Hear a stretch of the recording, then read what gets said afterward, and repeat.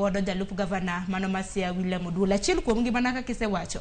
Gavana jalup gavana nitiere kod ting' mare. Ise ni osebedo ka oroko mano jotije mag county. Ahinya nitiere achiel kuom jotije mag county mabende no wach kanyo mano director of supply chain management ni osebedo kata bed ni director makamano mochung' ne procurement mar county ok en answerable to him. Ok nego bed ni en kata mano monyiso Oduol kaka gik mako timore e apise.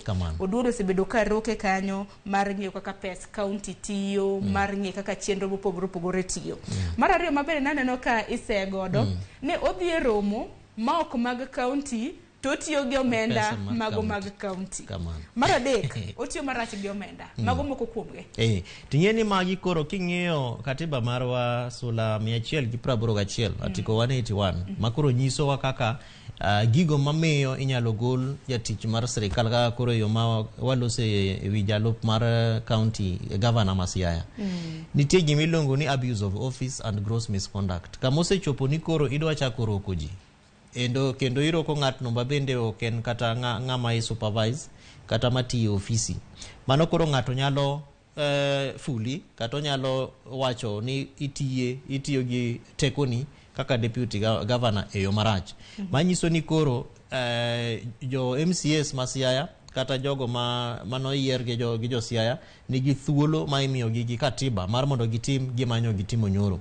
Ting'eni e seche ma walose ni to wanyalo wacho ni gin accusations nikech samoro onge evidence ise godasea onge evidence kata ma nonro mosetim malongo.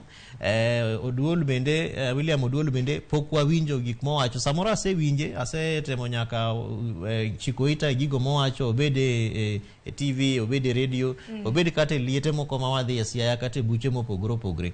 Tiwinjo ko bende en gi gigo mabendo seyo godo serikal mar governor James Orengo. Manyiso ni nitie gigo ma give and take. Owacho kama joka be wacho kama. To kuma koro sechopeni nikech koro jo telo jo siasa ma Siaya osegole gise impeach.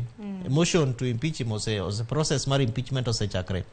Thuolo kaka ni sewacho ka wachako en ni mar mondo gitim nonro e tich makoro bura kata kamati mar MCS 14 chande dhi timo. To problem madhi bet en ni already nitie biases. Kech kata kiwinjo kaka MCS goloso kata kanyo giloso nyoro samoro bende waloso kodi kata WhatsApp nikech gin jok mane wayiero wane grupe mag Siaya County Leadership Forum. The agenda magin go en ni mar mondo William Oduol owuogi. Kata mna kinjo kako Oduol loso e wang jowi mopogore Ramogi Kendi bende osebiere oseloso